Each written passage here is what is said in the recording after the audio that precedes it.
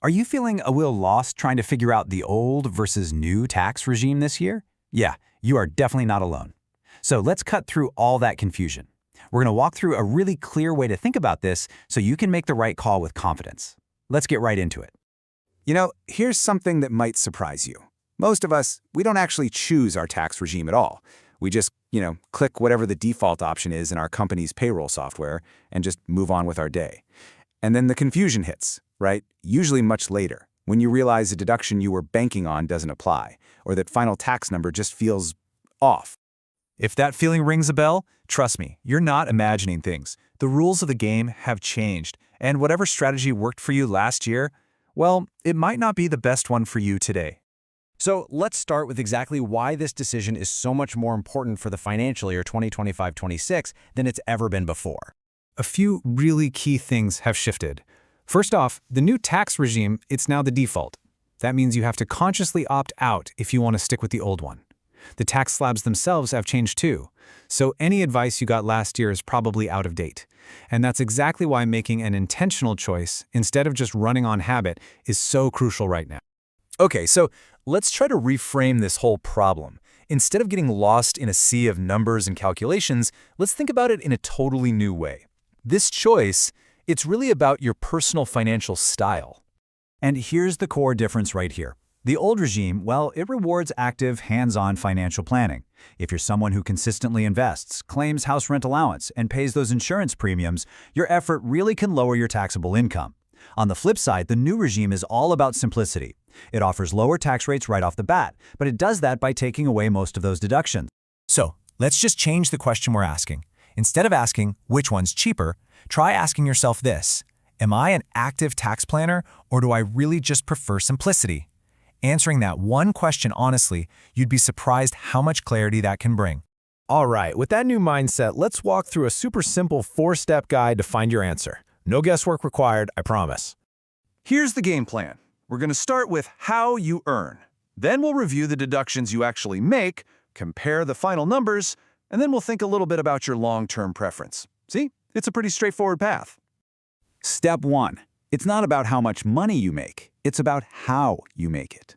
See, if you're a salaried employee, you can usually switch between the old and new regimes every year. But, and this is a big but, for freelancers or business owners, that choice can be binding. Switching back is often restricted. Okay, step 2. This is where we have to be really honest with ourselves. We're not talking about the investments you plan to make in a last-minute scramble. Nope, we're talking about the deductions that are a consistent, regular part of your financial life year in and year out. So, first question for yourself. Is HRA a significant and regular claim for you every single year? And what about Section 80C? Do you max out that 1.5 lakh limit through things like PF, insurance, or mutual funds without fail? And finally, do you have other consistent claims, like health insurance premiums or maybe interest on a home loan? Now, if you're nodding your head yes to these questions, the old regime is probably a really strong contender for you, because these deductions are its bread and butter. But if not, well, the new regime's simplicity starts to look a lot more appealing. Now for step 3, and listen, this is the most critical point of all. Please do not get caught up comparing the tax rates. The only number that truly matters is the final tax payable after all your deductions are in. That one number cuts right through all the noise. And finally, let's just take a moment to think beyond this 1 year. What kind of financial life do you actually prefer to lead? So, which of these sounds more like you? Is your goal to have as little paperwork as possible and a tax bill that's easy to predict?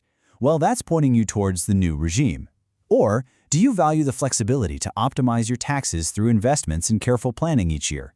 Because that's the real strength of the old regime. It's all about aligning your choice with your long-term style. Okay, this is a really common question. What if I choose wrong? It's a totally fair concern, so let's just tackle it head-on. The consequences, they might not be what you think.